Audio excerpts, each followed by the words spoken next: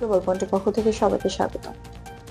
পাকিস্তানের বেলুচিস্তান প্রদেশে সাম্প্রতিক সময়ে সন্ত্রাসী হামলা ও পাল্টা নিরাপত্তা অভিযান নিয়ে সতর্কবার্তা এসেছে আন্তর্জাতিক পর্যবেক্ষক এবং নিরাপত্তা বিশেষজ্ঞদের কাছ থেকে।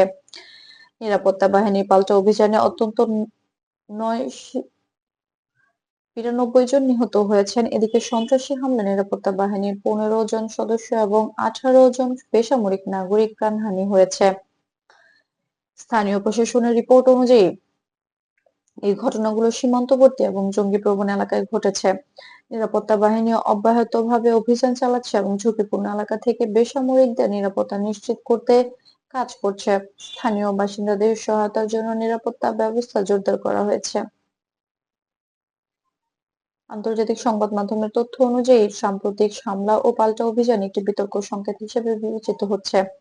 বিশেষজ্ঞরা বলছেন, এই ধরনের সন্ত্রাসী কার্যক্রম দীর্ঘমেয়াদে অঞ্চলের স্থিতিশীলতা এবং জনসেবার মানকে প্রভাবিত করতে পারে। তাই পরিস্থিতি নিয়ন্ত্রণে রাখা এবং সতর্ক পদক্ষেপ গ্রহণ করা অত্যন্ত গুরুত্বপূর্ণ।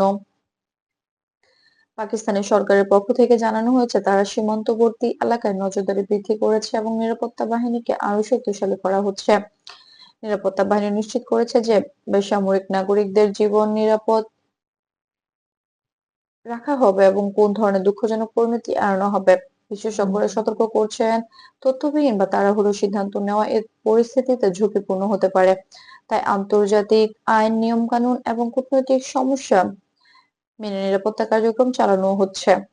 সব মিলিয়ে বেলুচিস্তানের সাম্প্রতিক ঘটনা শুধু সিনেমা বা সামরিক বিষয় নয়, এই পরিস্থিতি এবং এটি রাজনৈতিক, কূটনৈতিক এবং আন্তর্জাতিক সমন্বয়ের গুরুত্বের একটি স্পষ্ট ইঙ্গিত। ভবিষ্যতে পরিস্থিতি কোন দিকে মোড় নেবে তা নির্ভর করছে সরকার, নিরাপত্তা বাহিনী এবং আন্তর্জাতিক সহযোগিতার কার্যক্রমের উপর।